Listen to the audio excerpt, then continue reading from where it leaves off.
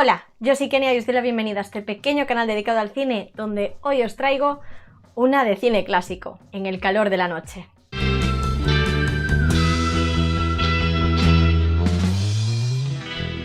Antes de comenzar con el vídeo quiero dedicárselo a mis padres, que me han pedido por activa y por pasiva que haga un vídeo sobre esta peli. Y yo tenía también muchas ganas de hablar de cine clásico, pero sobre todo se lo dedico a mi madre, que sé que es súper fan de esta película y con razón. Así que vamos al meollo. En el calor de la noche es una película protagonizada por Sidney Poitier y Rod Steiger bajo la dirección de Norman Jewison. No sé cómo se pronuncia este nombre. Norman Jewison. Es un thriller del año 67 y su sinopsis sería algo así como que el agente Woods, en su ronda, se encuentra el cadáver de uno de los hombres más ricos del pueblo, y buscando un posible foráneo que lo haya asesinado, encuentra en la estación a un hombre negro y se lo lleva a la comisaría. Porque ¿para qué tener pruebas teniendo una persona negra? Al entregársela al sheriff Bill Gillespie, y después de que entre todos lo hayan humillado un rato, el detenido revela que es el agente de policía Virgil Tibbs, experto en homicidios, más concretamente, y que si no le creen, llamen a su jefe para comprobarlo. Así lo hacen y finalmente su propio jefe le pide que se quede en ese pueblo a resolver el crimen del que él mismo ha sido acusado. Aunque quisiera ayudarles, no lo aceptarían. No, señor, no tengo prejuicios. Sí, ya lo sé, soy policía y ellos también, pero... Y a partir de aquí nos presentan un thriller que lo tiene todo. Thriller, trasfondo social y buenas dosis de tensión. Pero creo que es importante hacer un mini contexto para comprender qué carajo les pasa a los tontos estos del pueblo y por qué un policía de la categoría de Tibbs aguanta que lo traten así. Pero os prometo que será un contexto breve, de verdad, no me voy a liar mucho. Que el racismo existe no es una sorpresa para nadie, desgraciadamente. La película es del 67, la ley de derechos civiles, que por primera vez en la historia castigaba a las personas que no dejasen entrar a otras personas en sus establecimientos o lugares públicos por su color de piel o nacionalidad, y que trataba de acabar con la segregación en general, desde escuelas públicas hasta cualquier otro ámbito, fue aprobada en el 64. En el 64, que a nivel histórico realmente fue ayer. Y os diré más, Kennedy presentó la ley en el 63, pero el Senado se la tumbó y al poco tiempo fue asesinado. Entonces Johnson subió al poder, y por su moño moreno que se iba a aprobar la ley en honor a Kennedy. Pero su propio partido, el demócrata, no quería. Estaba dividido. Casi se va al traste la candidatura de Johnson, el partido, todo. Pero gracias al movimiento por los derechos civiles, que luchaban por los derechos en general, pero sobre todo, y más específicamente, por los derechos de las personas afroamericanas, y a personajes como Martin Luther King que cogían fuerza en los medios, la ley fue finalmente aprobada. Lo que quiero decir es que no es que la gente de repente dejó de ser racista, se les obligó mediante una ley hiperpolémica a dejar de serlo, o mejor dicho, ser racista ya no estaba protegido por ley. Pues imaginaos qué pasaba en un pueblo miserable en la parte históricamente más racista de Estados Unidos, cuando apenas hacía 3 años que las personas negras tenían derechos humanos básicos.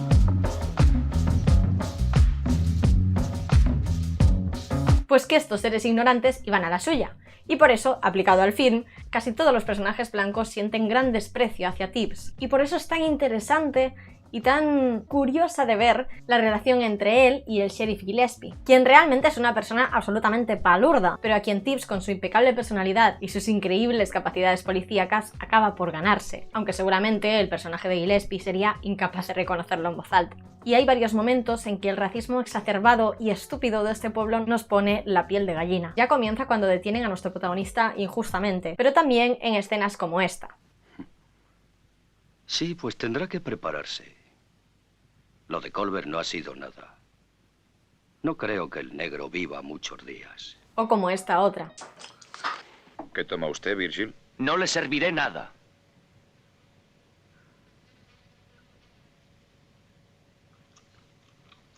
Y algunas otras que os darán muchísima rabia, como la persecución de estos palurdos psicópatas. ¡Más fuerte!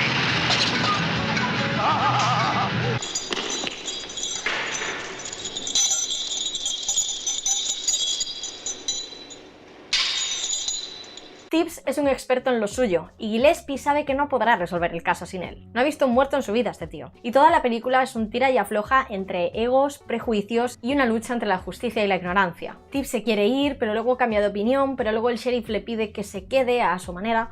Porque no podría usted vivir tranquilo si no nos pusiese en ridículo. No creo que una oportunidad como esta pueda usted dejarla pasar. Y entonces Tibbs se emperra en que tiene que resolver el caso y entonces llegamos a una parte muy guay de la historia. El experto en homicidios ha desmontado ya algunos de los sospechosos de la policía y encuentra varias evidencias que le van acercando al asesino.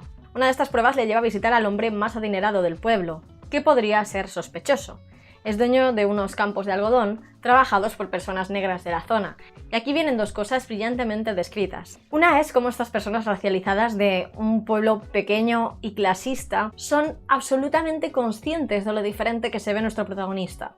Y es súper triste ver la sorpresa que sus ropas y su actitud les produce. Y la segunda es que en este punto, tras ver a estas personas trabajando en el campo, trabajando para el amo rico que está cómodamente cuidando su jardincito, pierde los nervios. Como a los negros, hay que cuidarlas, alimentarlas y cultivarlas.